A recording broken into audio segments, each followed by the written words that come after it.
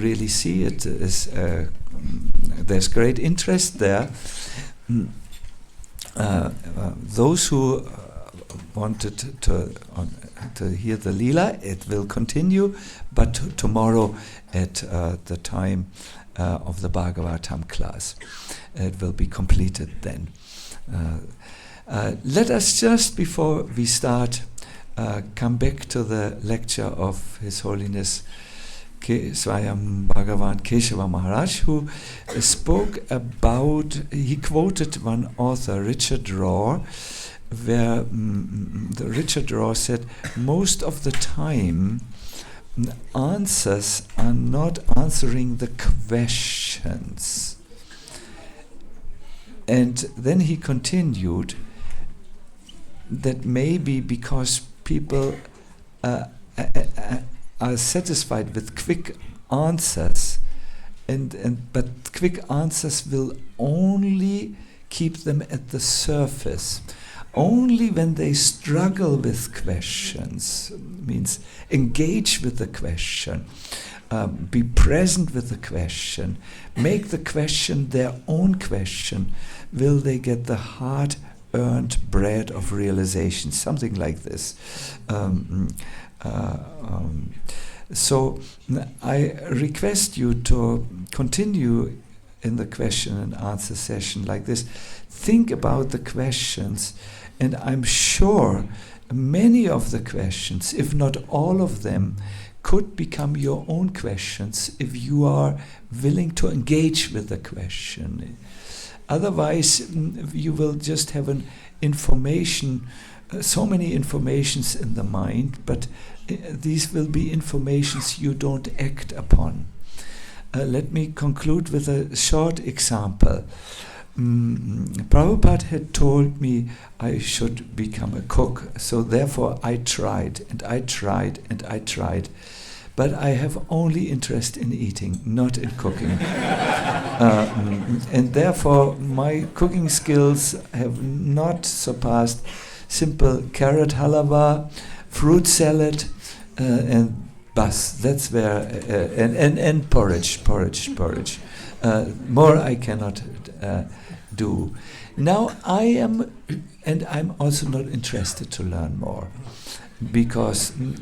But now, if I am placed in a country and there is no one there, the literature which I consider the most boring literature in the universe, that is cooking books, become of high interest for me. I will scan them. I will, wow, how do we do this here? I might even I might even overcome my unwillingness to telephone and place a telephone call to Gokrishna's mother, who is an excellent cook for specific advices and so on. You know, when you have an interest in something, at that moment, a vital interest, I should say, ein lebendiges Interesse oder lebensnotwendiges Interesse, at that time you will engage with the subject, like in this example, cooking, in an entirely different way than if you have no interest in it.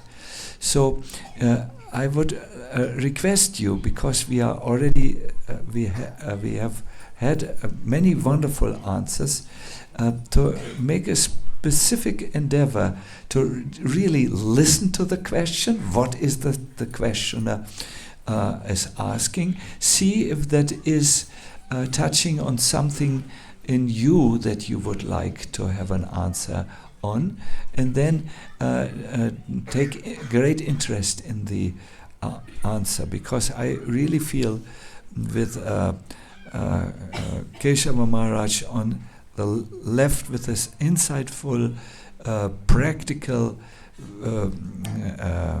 philosophy, and Hari Parshad Prabhu with his amazing insights into the Shastras, we can get some very good answers and some very relevant answers. So yes, so let us continue like this. It's going well, so we should perhaps to warm up everything, start with Mathurananda, who must have thought about his questions 10 times already in the pause. I was hoping to finish the session, not to start it. Thank you so much for this opportunity, this incredible opportunity to ask a question to such a esteemed, I mean, we can, what to say. I really wanted to use this opportunity. Something that has stirred in my heart during this Bhakti immersion as a little bit of a opposing force, so to say. As we are immersed in the rasa of Krishna and Vrindavan, one is hard pressed to desire any other relationship with the Lord other than that. And this is now at odds with the idea of Ishtadev, with some, other relationship with Krishna, or with Ram, or with Nrsimha, or I would almost, honestly, I'm afraid even to investigate this, not to be cheated out of this highest rasa and most pleasing to the Lord that is experienced by residents of Vrindavan. So if you can illuminate something on this, I would be very grateful. Mm-hmm. Who is it aimed for? Perhaps Hari I cannot Pasha. even imagine, It sounds that Hari Pasha should start.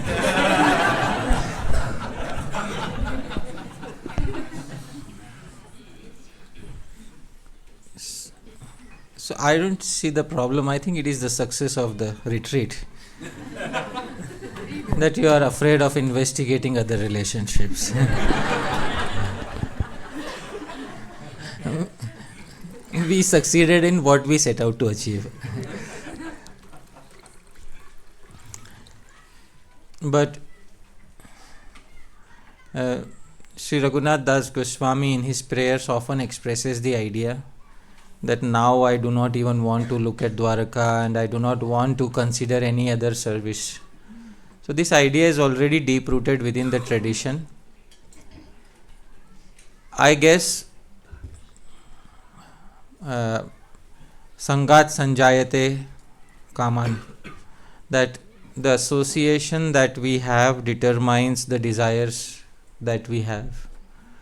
So since we heard a lot of holy pastime in Vrindavan from Maharaj, and since there were some verses from Sri Rupa Goswami being spoken, therefore a particular emotion might have stirred in the heart. Why not take some time and see if it persists?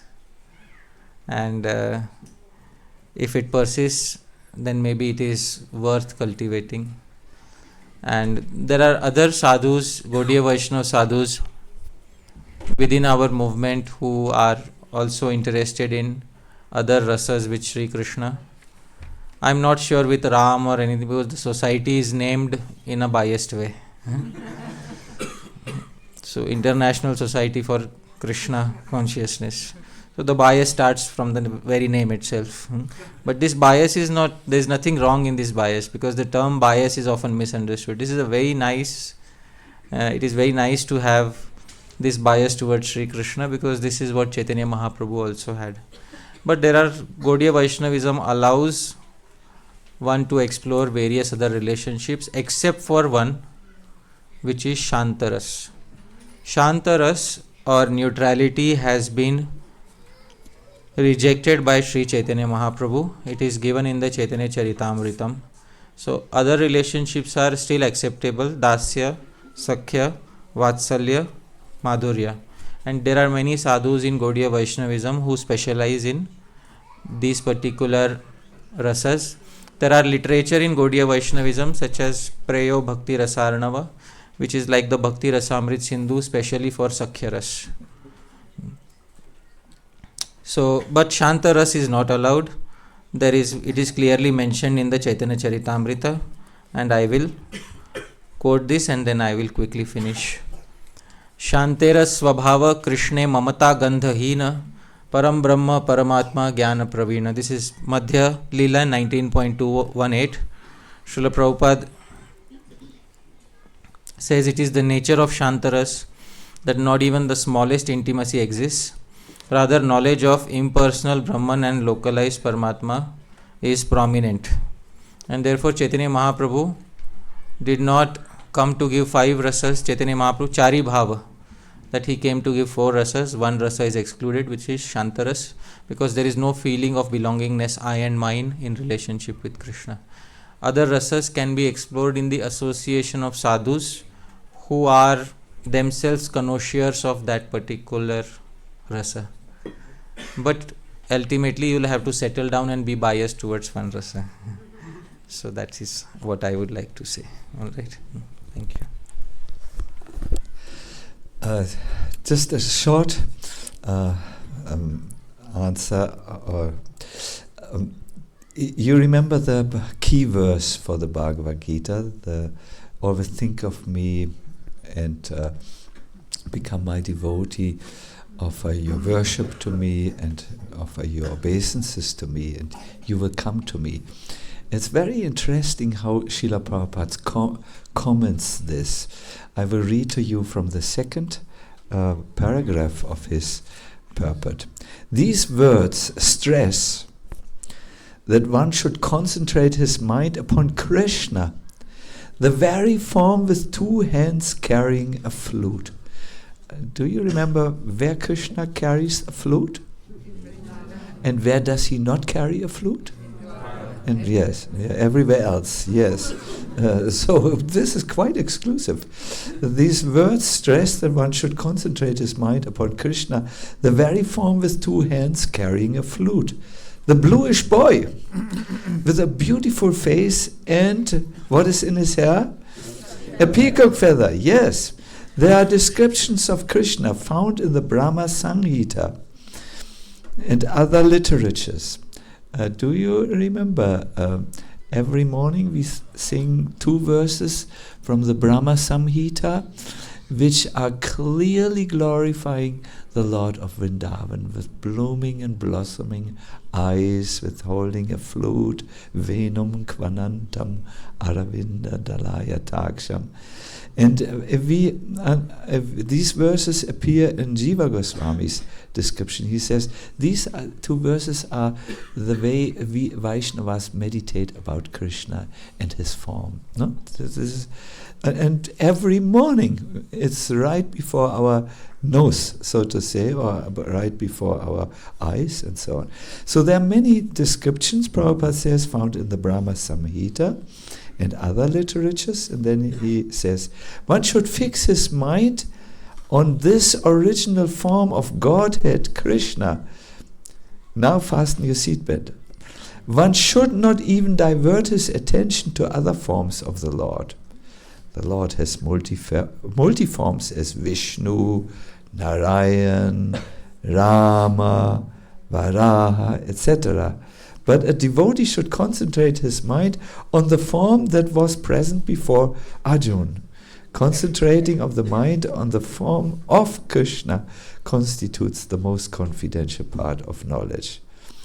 So, the way I have always approached this, that there is a lot of stress in our movement on Vrindavan Krishna, Braj Krishna, and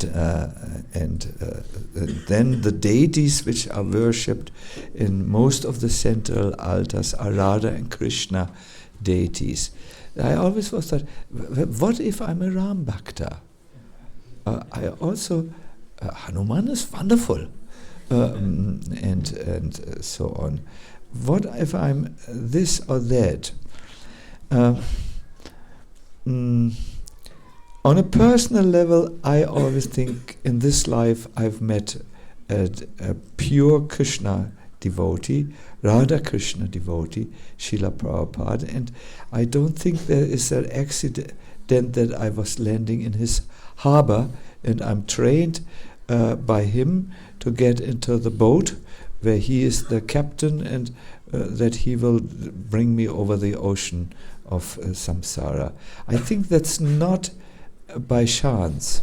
And then on another level, that is perhaps the synchronist, the I don't just know the English word for this, but the person who likes to be a little vast in his understanding. I think where my Krishna appears and jumps out of the pillar and protects his Bhakta Prahlad, and he has angry eyes and the head of a lion. Wonderful how Krishna is so protective. In other words, I've settled my case with the consideration. I was brought in this life by the Lord to pure Radha Krishna Bhakta, and also I will not miss Ram or Nrsingadev.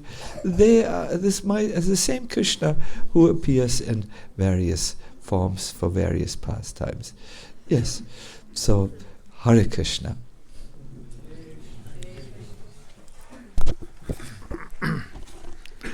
It's very beautiful answers. I'll just maybe add one other thought.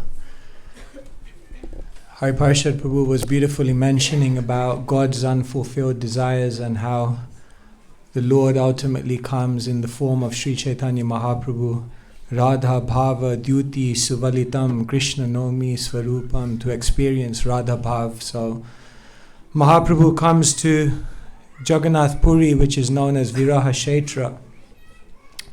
And here he comes to intensify and focus his meditation and internal relish of Srimati Radharani's intense loving feeling towards Krishna.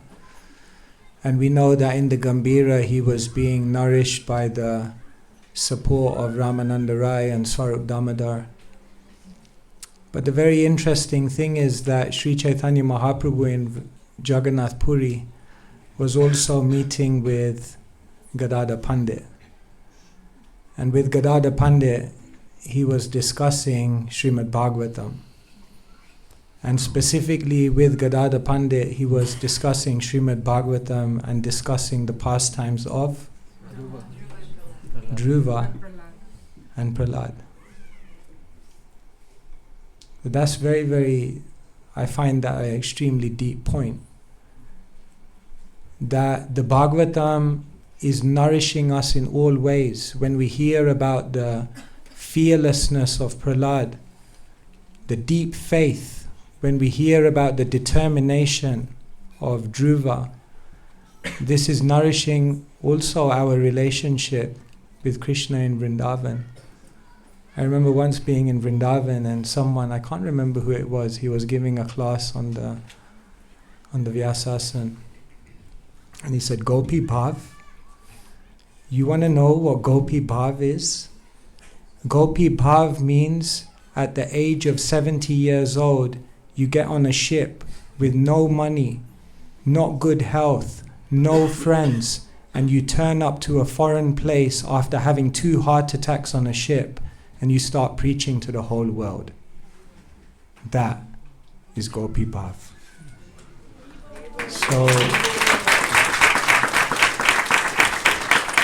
So when we think of Krishna in Vrindavan, when we think of Gopi Bhav, often we think of those very esoteric emotions and anubhavs. But what is underpinning Gopi Bhav is a complete fearlessness, a complete flexibility, a complete sense of being fully available, a deep faith, a deep determination. And all the stories of the Bhagavatam are nourishing these moods within us of how we relate to Krishna. So I just wanted to add this as also a point to consider, that in our endeavors to connect deeply with Krishna in Vrindavan, all the characters of the Bhagavatam and the incredible qualities that they exude can nourish that relationship in their own unique way. Hare Krishna, we have just pulled a genie out of the clay pot. You will, and it is. You will laugh, and you will cry when you hear that question.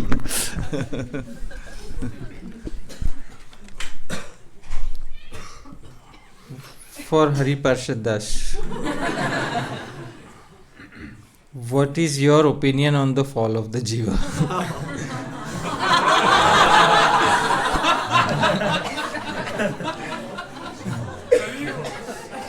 Good luck.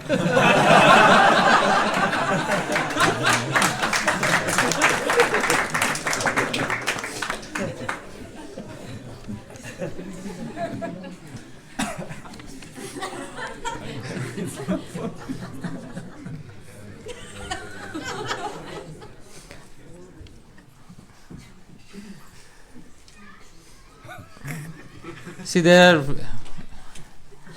various aspects. The question is very loaded. Let's just put it that way. It's so loaded because in 1995 there is a GBC resolution on this particular topic. And I am aware of the GBC resolution. And I am aware that the GBC resolution says that you are not supposed to take any other position besides the one specified in the resolution. So,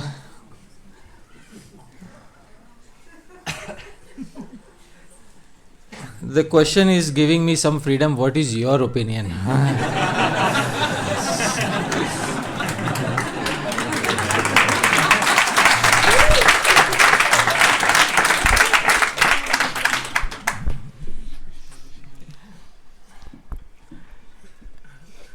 In my life, I have had various Shiksha influences. Srila Prabhupada spoke in a variety of ways on this particular subject matter. Sometimes Srila Prabhupada said that we were in Krishna Lila and because we developed some emotion which was not suitable for Krishna Lila, therefore we fell from there. At other times, Srila Prabhupada said that in his purport to the Srimad Bhagavatam, he said that nobody falls from the spiritual world. So,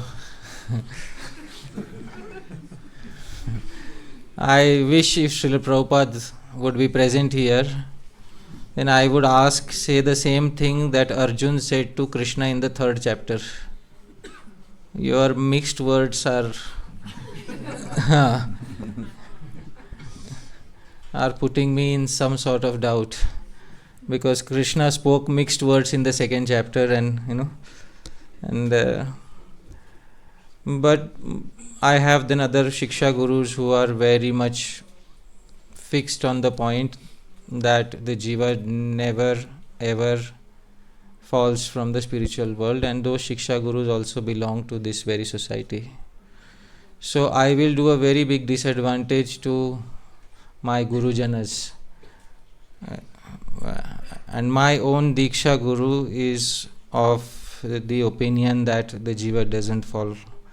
So I will do a very big disservice to them if I take a contrary position.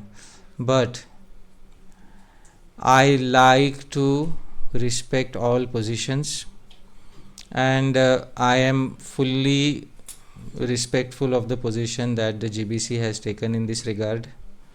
Yet at the same time, my personal inclination is more towards the positions that have been taken by my Gurujanas in this matter.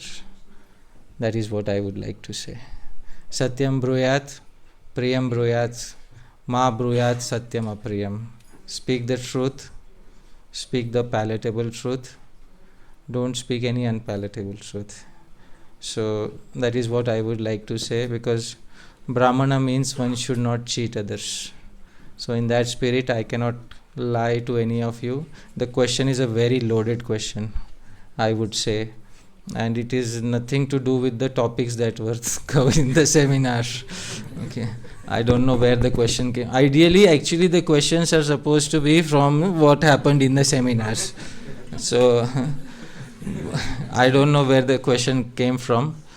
So, believe me, the GBC is still trying to sort out the issue. As we are speaking, the GBC is still trying to sort out the issue.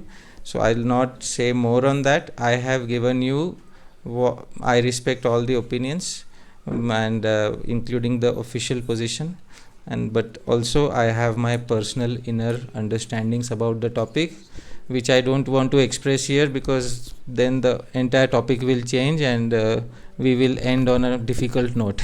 So I don't want to do that. And that is what I would like to say.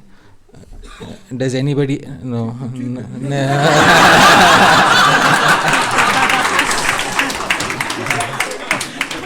We have more questions.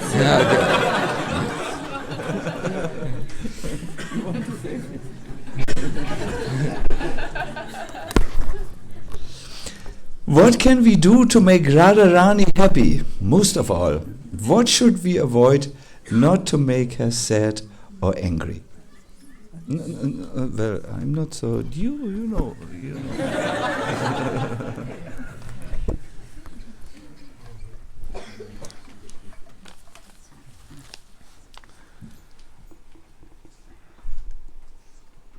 In this age of Kali Yuga, as I was mentioning, Krishna comes and accepts the mood of Srimati Radharani. Radharani's deep desire is to bring everyone to Krishna. Making arrangements, Radharani is giving a recommendation.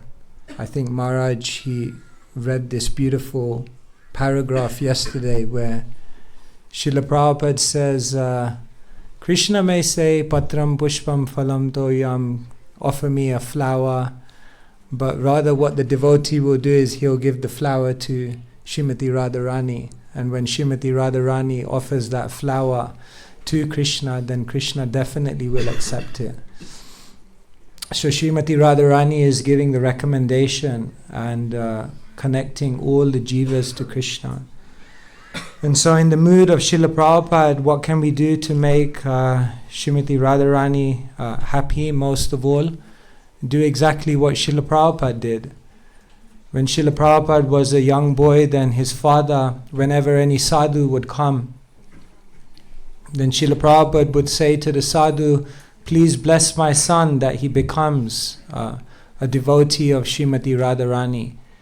And indeed, Srila Prabhupada was the greatest devotee of Srimati Radharani, because he dedicated his life to sharing Krishna consciousness and opening the doors to Vrindavan for the whole world to enter. Srila Prabhupada was the ambassador of Vrindavan. And so, in my understanding, what we can do to make Srimati Radharani most happy is to Janma sarthaka karikar pada upakar. Make your life successful, become a pure devotee. Don't desire to go back to Godhead. But rather be happy to stay in the material world and serve Krishna, and perhaps of all ways to serve Krishna through Sri Chaitanya Mahaprabhu's movement as given to us by Srila Prabhupada, and make the whole world Krishna conscious. Hare Krishna. Wonderful, wonderful. Let us again turn to the audience and not be fixed on the pot alone. Yes, Pandora's box. Yes, I saw you for a long time. I don't know your name. Please give this Mataji tell what is it called? A microphone. Hare Krishna. Thank you so much. I wanted to ask about the phrase which was mentioned earlier, let go, let God, and about the topic of control, which we're supposed to get rid of. to not slip in the mood of control. But sometimes I wonder how to distinguish between control and perseverance, because sometimes I feel that when Krishna, or when we have maybe failures and difficulties, obstacles in something, perhaps Krishna is saying, don't go that direction, or maybe he might be expecting us to make effort and to persevere in that direction.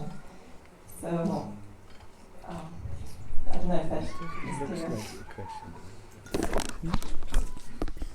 So as I understand, Mataji, what you're asking is that in life we have to endeavor, we have to make efforts. At the same time we say learn to let go.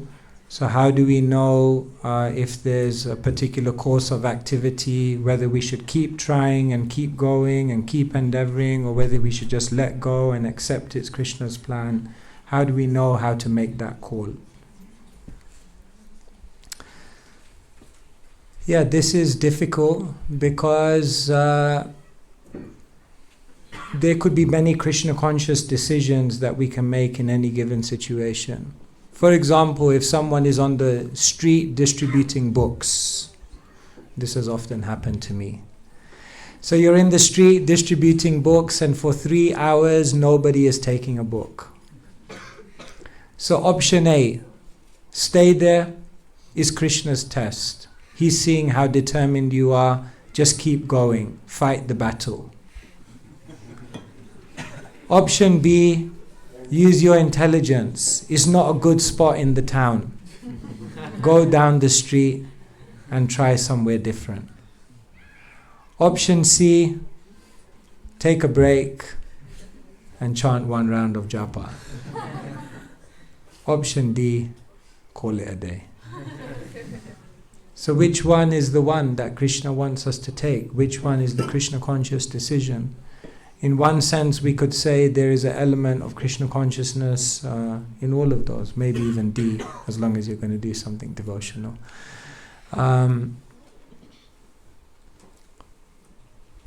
Sometimes Srila Prabhupada walked away. When there were difficulties in Jhansi and there were some complications with obtaining that temple, then Srila Prabhupada looked up, he looked at Krishna and he said, Krishna, it seems you have another plan. Too many complications here, let me walk away.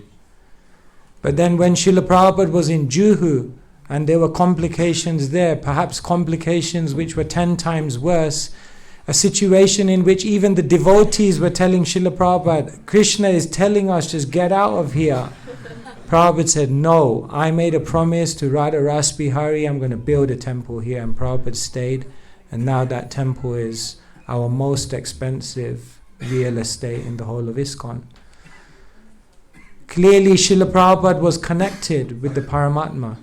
In fact, there's an unpublished letter in the BBT that they found some years ago where Prabhupada talks about Juhu.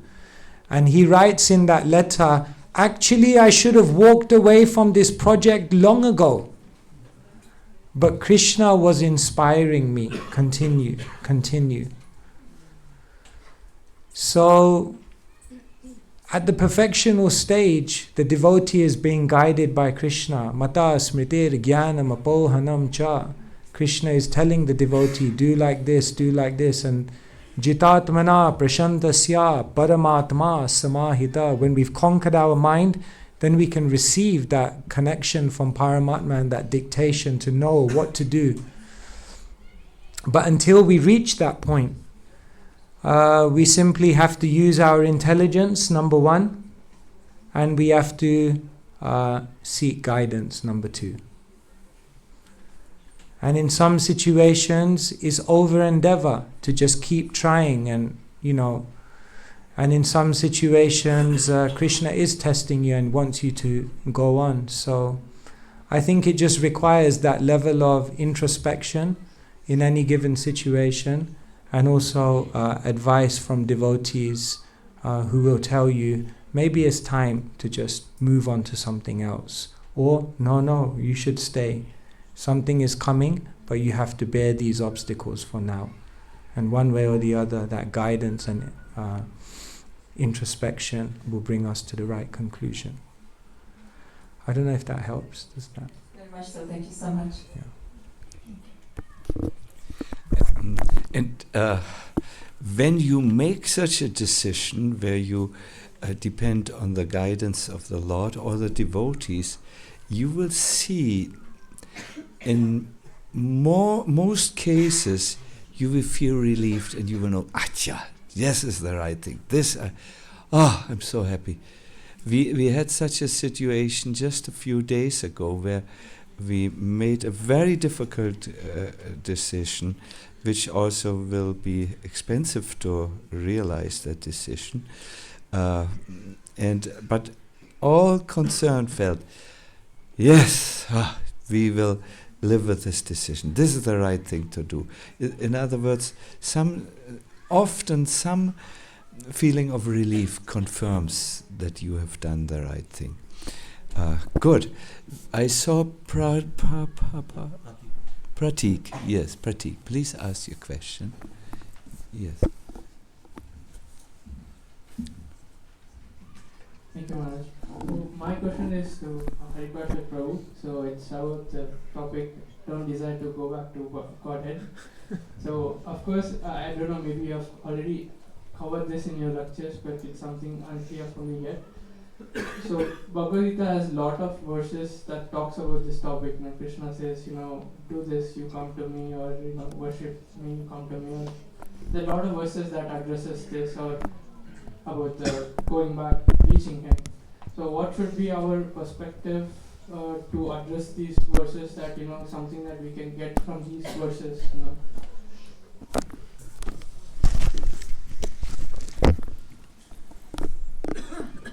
So Bhagavad Gita is speaking about many levels of yoga, many levels of spirituality, beginning from offer your prescribed duties to me, and gradually you will get purified.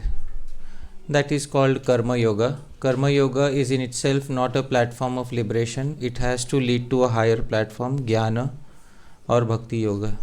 In bhakti yoga there are many statements where Krishna says, do this and you will come to me. A devotee who does this attains me.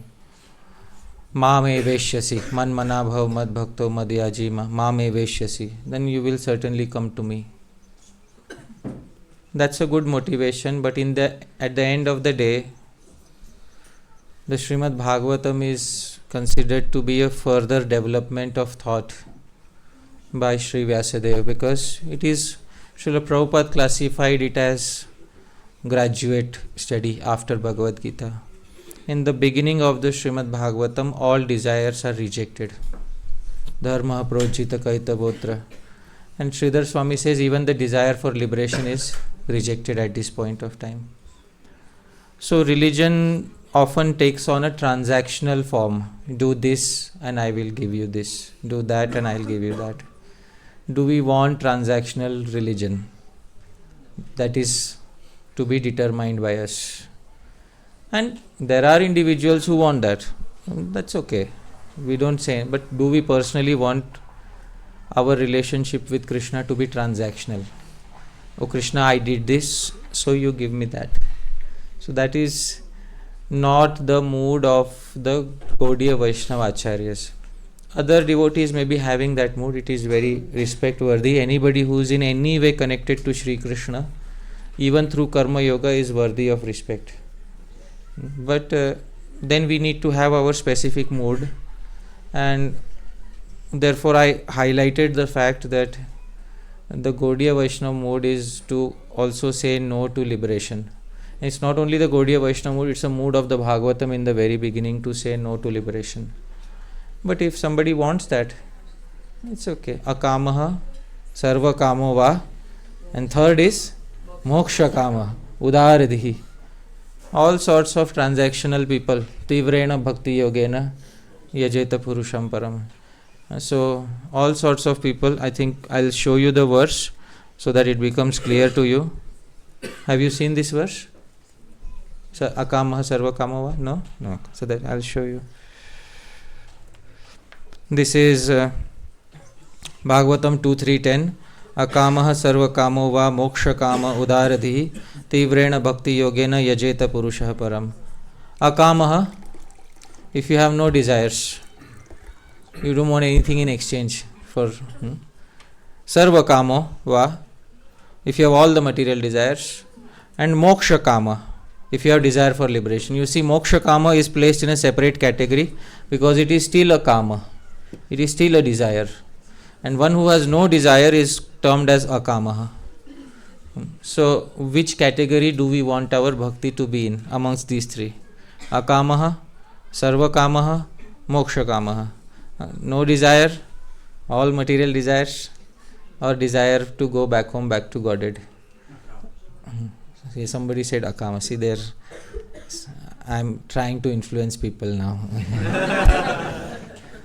So everybody can decide. Srimad Bhagavatam gives validity. The verse gives validity to all these categories of people. How can I say no when the Bhagavatam itself says yes? But the inner mood of Vyasadeva is to reject even the desire for liberation. So that is what it is. I hope that satisfies your query to some degree. All right. Thank you. There is one devotee, I also see now you, this young devotee, yes, yes, please. What is your good name? Shyama Sundar, please ask your question. Hare Krishna. I had a question, especially relevant before this retreat, when devotees come together and you associate, you live in a room with 20 people sleeping side to side, and when you come close to people, sometimes there is a lot of fault finding, there is a lot of different things going on in the mind, and I have many times been instructed and heard that there should be a genuineness in the bhakti, be real, genuine, and be real, as you also spoke about regarding the question earlier, Sacinandana Maharaj. So how do we actually be genuine as devotees? Do we just say what is in our mind? Because I don't think then I would have no friends, no.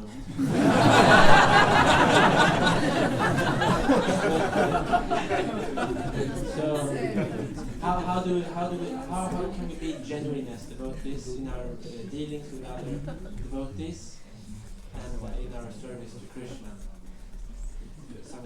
I leave it to a higher point.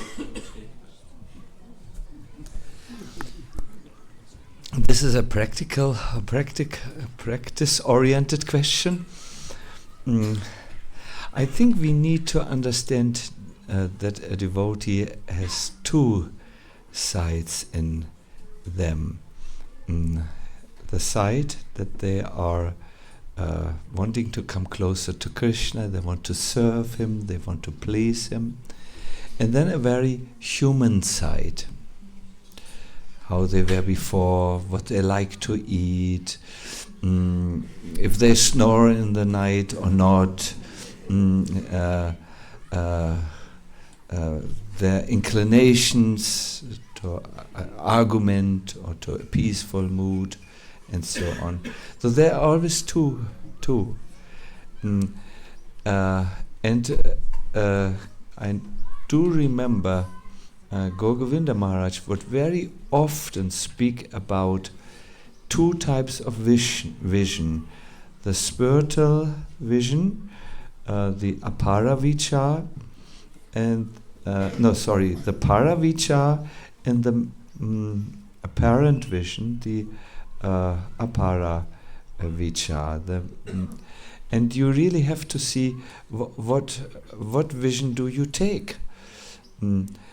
I must also. I was very confronted when I came to the devotees in the very beginning, and I had no peace because I came from a different social background. They spoke mostly English. They were mostly from a hippie background, which I was only looking with awe and reverence from the distance, and they took every day a cold shower in the morning. I was accustomed to take a shower once a week, but in a bathing tub, where it was nice and I was lying in my own. Anyways, so very much different, and it was very difficult for me. And I thought I can't live with these people. They are so different. It's just so different. The way they talk, the way they, when I saw them bowing down on the floor, what are you doing? What are you searching for? It was really very difficult. And the difficulty, still the devotees are very different. They laugh at different places. I would never laugh at that place. I would laugh at another place. And very different. But I prefer to look at the devotees, the spiritual side of them. That they came here, all of you came here to come closer to Krishna. You relish Krishna consciousness so much. Wow, you just don't get tired, or only a little tired from time to time, and so on. And I prefer to see that. The human, I think sometimes we have wrong expectations. We think all of a sudden a human being turns into an angel, when Gandharva, when he comes in. But they will always be human beings. There will always be differences and so on. And this vision where you see differences is in the mode of passion, a Rajasic view. But I like to go the Sattvic view, that is where I see the oneness, the oneness, or we don't like this word, where we can agree, and so on. You have to make the choice. You have to make the choice anyways in your life. Will you see things in a material way or in a spiritual way? And devotees or your interactions with devotees are the best training ground anyone can imagine to learn to choose the spiritual vision. Because if you don't, you're lost. They are different. They will be different. See, we have people from so many social backgrounds here, from so many countries, from so many,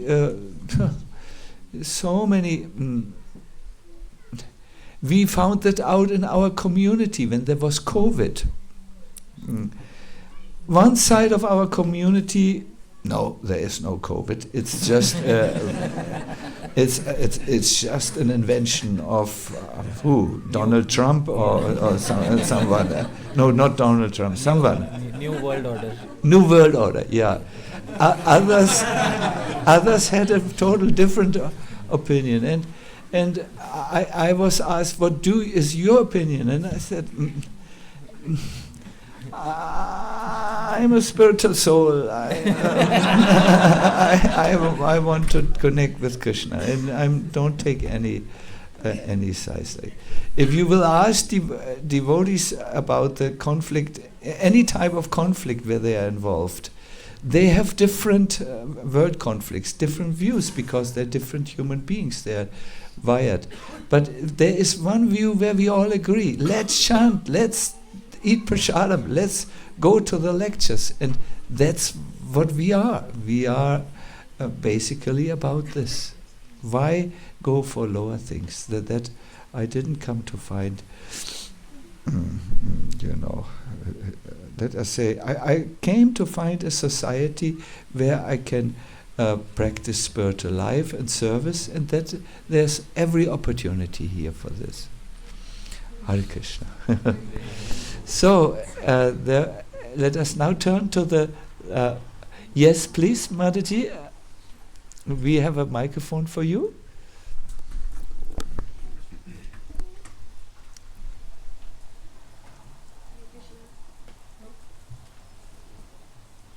have to press on this one. Hare Krishna. Thank you so much. My question is, how do we cultivate the feeling of desperation, especially to become sincere? So how do we cultivate the feeling of desperation to go deep in hearing and chanting? Because during, and also a couple of weeks after a retreat like this, I feel so much enthused and have so many ideas how to do better. And I really feel a transformation is happening in the heart, and I'm very grateful.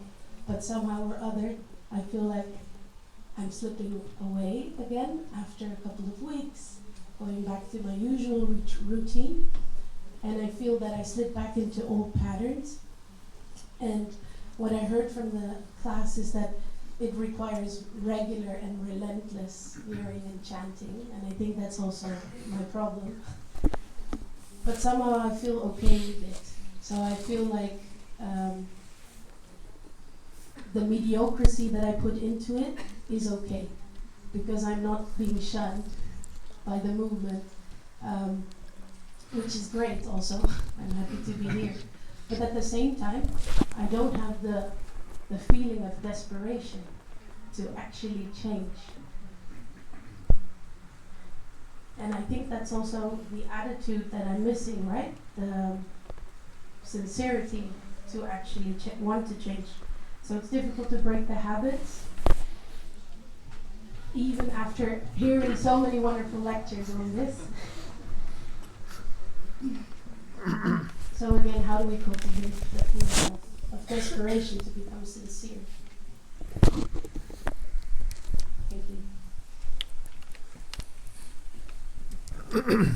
It's amazing when we read about the amazing saints in our tradition. This morning we were giving the japa reflection, and we were talking about how Krishnadas Kaviraj Goswami, Nityananda Prabhu, came to him in a dream. And what did Nityananda Prabhu say to him? Are Are Krishnadas na karaha bhai, Vrindavana yaha taha sarvalabhya hai. Oh Krishnadas, don't fear, don't have any uncertainty in your mind when you wake up the next day. Just go to Vrindavan, and in Vrindavan you will obtain everything that your heart desires. The amazing thing is that when Krishnadas Kaviraj Goswami got up the next morning, there was no hesitation. He just moved. When Narottam Das Thakur, Nityananda Prabhu came to him in a dream and told him to go to the Padma river to benefit and avail of the liquid form of prema that Mahaprabhu had deposited there, there was no hesitation. This procrastination is our biggest problem. It seems to me that we procrastinate when there's a few things that are missing in our life. We procrastinate, number one, because the goal hasn't captured our heart strongly enough.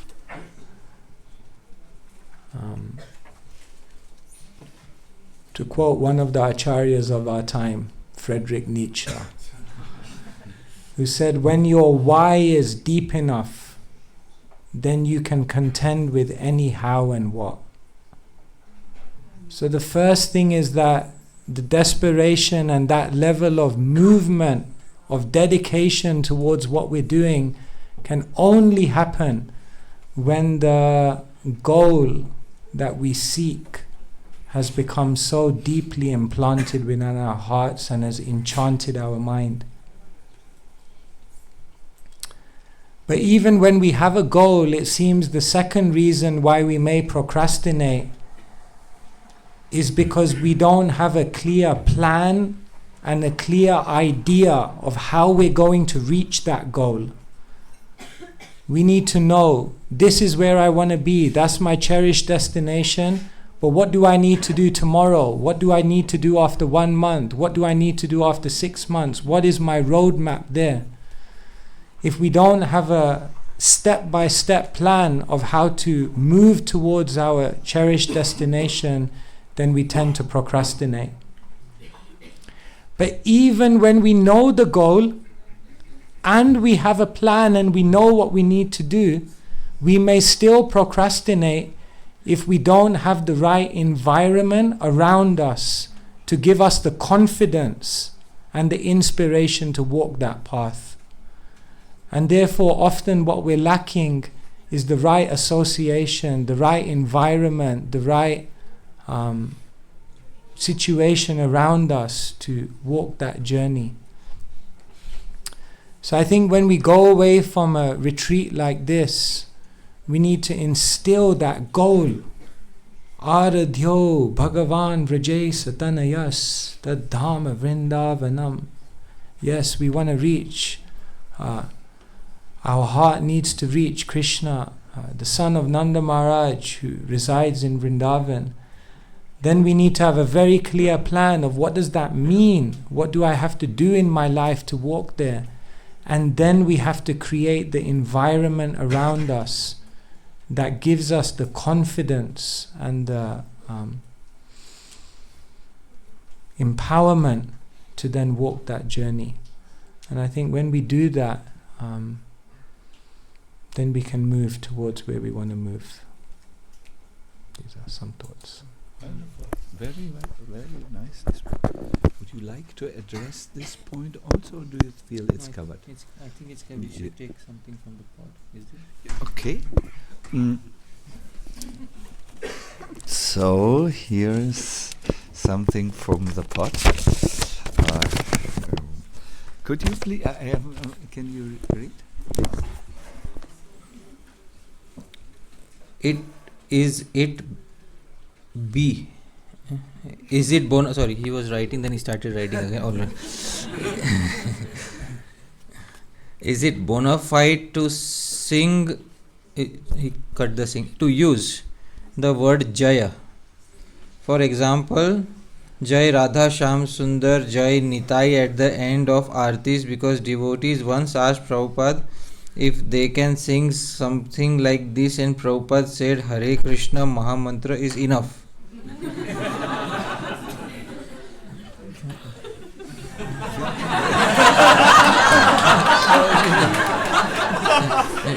His Holiness Sacinandana Maharaj ki. You are very intelligent.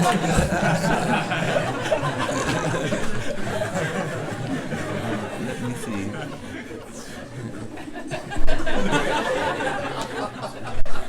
No, you are very intelligent. I think I am being given the loaded questions.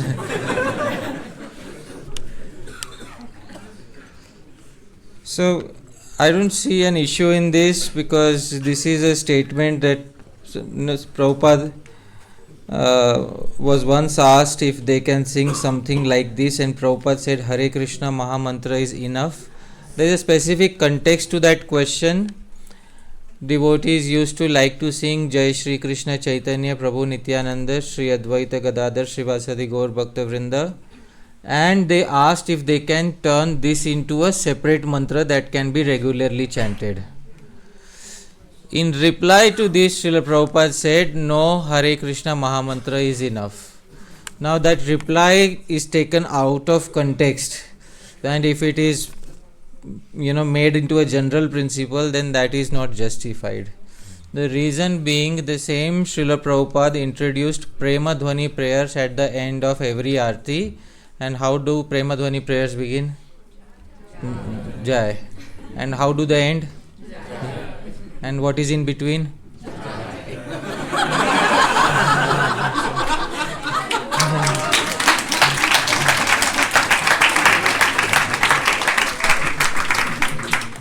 So Srila Prabhupada will not speak against his own self, right? So that particular question has a particular context, and devoid of the context, it can turn into a misapplied instruction. So, thank you, Krishna. I remembered the context.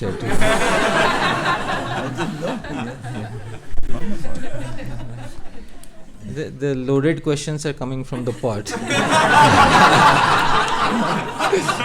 No, it is clear because they don't write the name. Yeah. It's anonymous. Yes.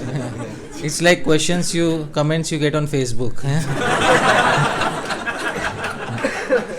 These are questions without repercussions. So anyways, yes. Yes. Hare Krishna, there's Nikunja Vasini. We will have a microphone for you.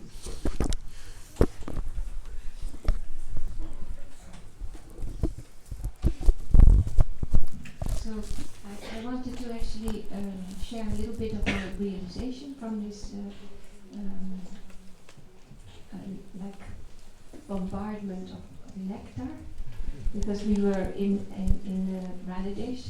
We had 5 days of Harish Prasad Prabhu's classes, morning and evening, and then coming here right away. So it's been full. And when I joined, one of the first instructions to me was, or at least that's what I picked out, is that Srila Prabhupada, or that Prabhupada, when he would chant, he would put an accent on the first Hare, because he, and also when you could hear Prabhupada's chanting, he would put the accent on the first Hare, and I took that very seriously. So I've been chanting like this, and then I thought, okay, the first Hare is so important, the 2 last ones must also be very important.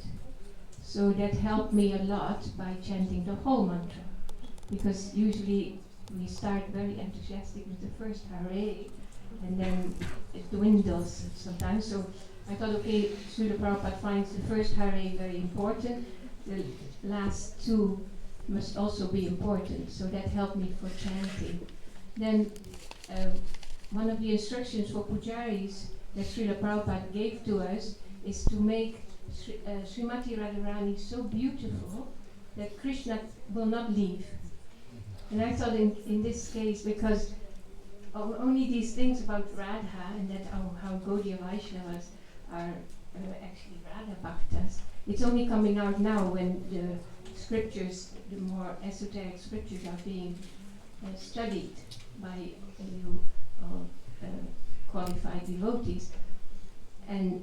But actually when I joined, already Prabhupada was instigating this, that Srimati Radharani is so beautiful that Krishna will never go. And here in the temple, Srimati Radharani is so beautiful that Krishna is just so happy to be with her. So then there is a question for Hari Prasad Prabhu, and thank you so much for enlightening us and giving us all the explanation of Rupa Goswami, because reading this ourselves, Vidanta Madhava or any of these scriptures, it cannot give that same understanding, I find.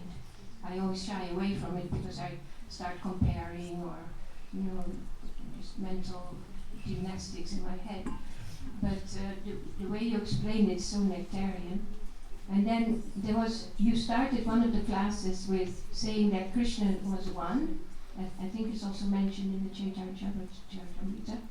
Krishna's one, and then they exchanged, they became 2, Radharani and Krishna, for the pleasure potency and the opportunity for a relationship. And then in the form of Lord Chaitanya, they combined again. So then I was reading, I think it was in Prema Vivarta from Jagannath Pandit. He was explaining that you are an illusion to think, so who is first? Lord Radha and Krishna, or Krishna and then Radha and Krishna, and then Lord Chaitanya, because they came together as Lord Chaitanya. But then he said you're an illusion to think that there is a time situation, because they are all eternal. So who came first? And I really want to know your vision on that. Okay. I think it is mentioned in the Chaitanya Charitamrita, Radha Krishna Eka Atma.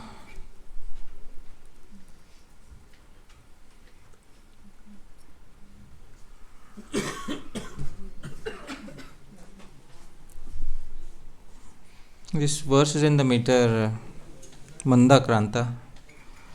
Radha Krishna Pranaya Vikritir Hladini Shakti Rasmad Ekatmana Vapi Bhuvipura Deha Bhedam Gatautau Chaitanyakhyam Prakatamaduna Tadvayam Chaikyamaptam Radha Bhava Diti Subalitam Naumi Krishna Swarupam. This is Adi Leela 1.5, where it is specified. although Radha or Krishna in one in their identity, previously they separated themselves. Now these two transcendental identities have again united in the form of Sri Krishna Chaitanya. So the thing is, for the purpose of pastimes, it is spoken that they had two identities, then they became one, and then they again became two. In the spiritual world, everything is supposed to be eternal. If something loses its eternality in the spiritual world, then it cannot be a part of the spiritual world. So when it says here that although they are previously they separated, then they united, it is speaking about previous appearances of Chaitanya Mahaprabhu in the material world, previous appearances of Radha Krishna in the material world. It is not speaking of anything in the spiritual world. In the spiritual world, they are eternally Radha and Krishna, they are also eternally Sri Chaitanya Mahaprabhu.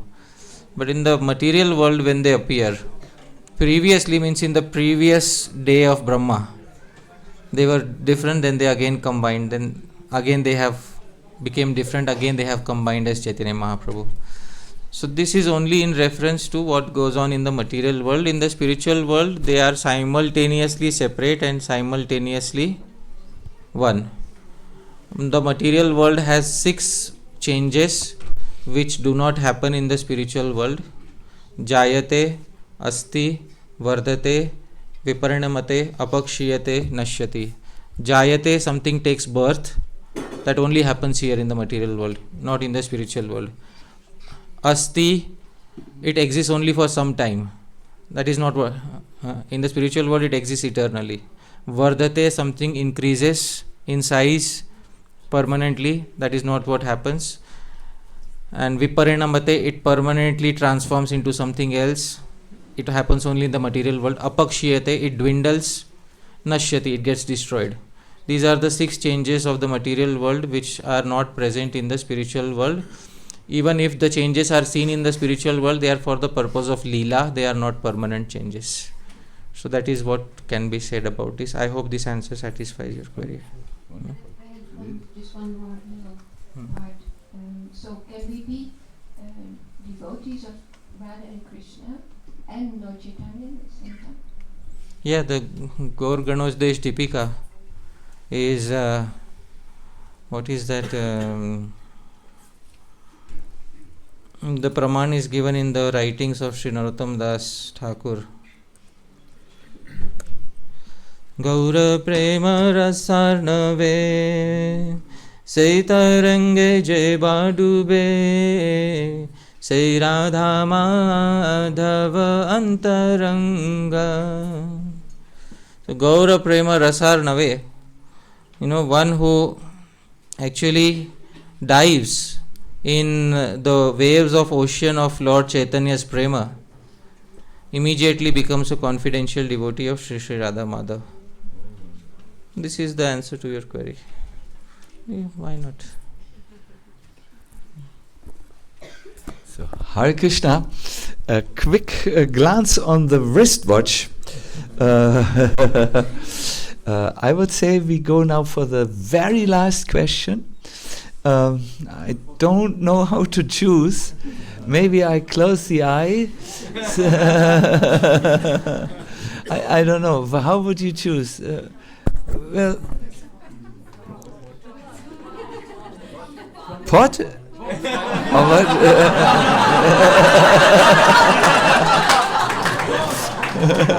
No pot, no pot.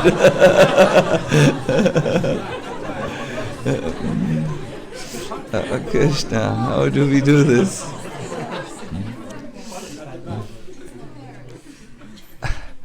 I'm sorry, I'm not partial, but this devotee has so much, so long he has his arm up, isn't it? No. No, not really. Oh, Krishna.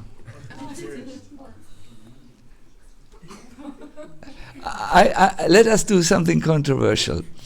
I go to the editor of the magazine Tattva Viveka. That is Ramdas. He is in the back.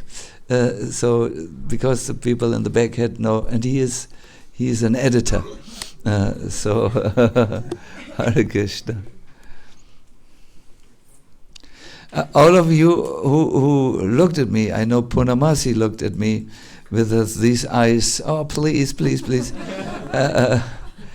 Let us listen very carefully to this question. Perhaps it's your question also, or a shadow of the question. Yes, Hare Krishna. Hare Krishna. Yes, I hope it's a relevant question. It's more about the theological part of our discussion. Question to Hari Parashat.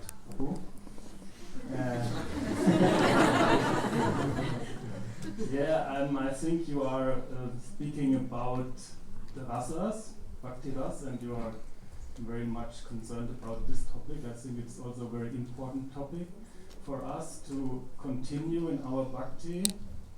So you also spoke about the different rasas. And rasa actually exists in two versions, ras and ras, isn't it? So ras with a short a and the ras with a long a, ras. So can you tell something about the difference of these two types of ras?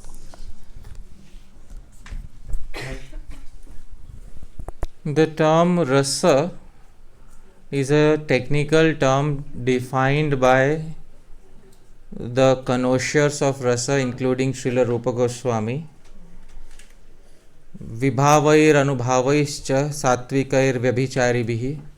That is the technical definition in Bhakti Rasamrita Sindhu. That within the heart of a devotee there is something called as sthai bhav, permanent emotion towards Krishna.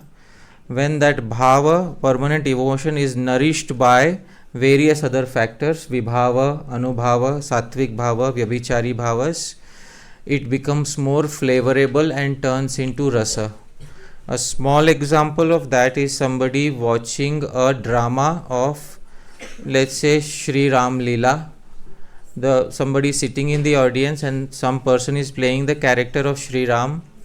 Sri Ram and Bharat is visiting him because Bharat wants to take him back to the kingdom. Sri Ram says, I will not go, I have taken a vow now. So Bharat takes the slippers of Sri Ram and puts it on his head. At that point of time, some people in the audience start crying. So what has happened here? So what has happened is the person who is sitting in the audience is sahriday, very like-minded, and has empathized with Bharat. And because of having empathized with not with Bharat, but the person who is playing the character of Bharat, and that person also is empathizing with the actual Bharat. And because of that, the emotions which are portrayed by the character suddenly jump into the heart of the like-minded person, and then the like-minded person has a transcendental experience that takes over, and then some resultant emotions which are called anubhav come out. So this entire experience is called rasa. Rasa is a technical term which is also defined as Gopinam Nritya Visheshaha. A special type of dance performed by the cowherd community is called rasa. So this is again a technical term, rasa, or you can say rasanam samuha rasa. Conglomeration of various rasas is rasa, but originally ras refers to a circular dance which is performed mainly by the cowherd community and traditionally in India. So that is what rasa is. Today this rasa has, if you go to in India, there is a slight variation of rasa which happens in Gujarat, which they have sticks and so that it is called dandiya ras. So with ras with sticks. But that is a perverted reflection of what is the original rasa that took place between Sri Krishna and the gopis. So rasa. I hope that satisfies your query. Yes? Mostly, yes, thanks. Thank you. Krishna, Krishna, Krishna, Krishna, Krishna. I think very much our Keshava Maharaj and our Hari Parshad Prabhu, for giving such wonderful, insightful answers. And yes, it is a great hope that some of the discussions or questions and answers were relevant to you. And I would like, in closing, just highlight our the question, which I think is everyone's question, immediately everyone's question. When I'm here, I see my devotion is heightened, my Krishna consciousness is heightened, but when I go to my normal life circumstances, I do feel actually that it goes down and veers down. And Keshava Maharaj, I think that is for everyone. I know in the Japa retreats all over the world, this is usually a question which is addressed at the end. At festivals, at the end, this is addressed. How can we maintain this enthusiasm, this clearness of consciousness? How can we maintain it? And the answer of Keshava Maharaj was, I think, very practical for every one of us. First of all, he said, we must think of the goal. In Sanskrit, you call that prayojana bodh, an awareness of the goal of your life. Then we must make relevant steps, even if they are small, towards that goal. If I'm saying wrongly, please correct me, Maharaj. And the third was, we need to create an environment that is inspiring us in our journey. I really think with this Bhakti Immersion retreat, there's something beautifully created between the speakers and all of you. It is really a very immersive retreat in Krishna, his pastimes, his forms, his form, etc. And I would really encourage you to go through this.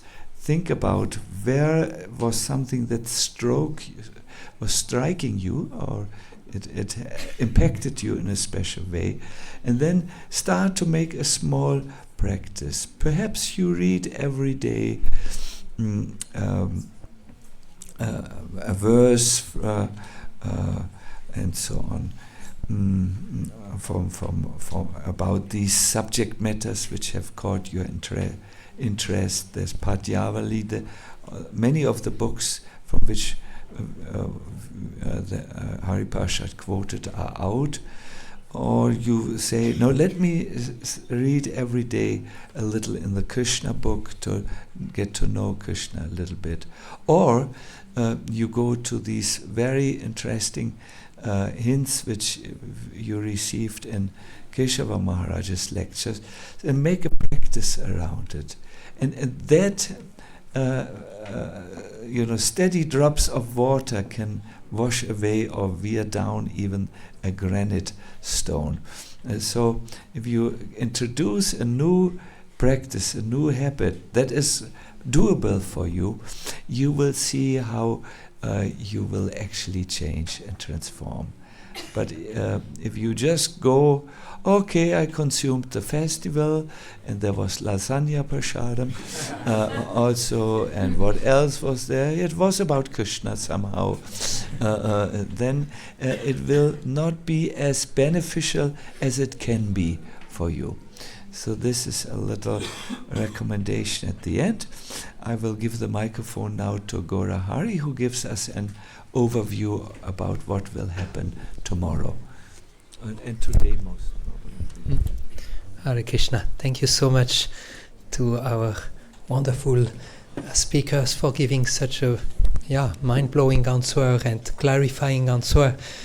I think today was really an immersion. I hope no one drowned into the... I hope everybody...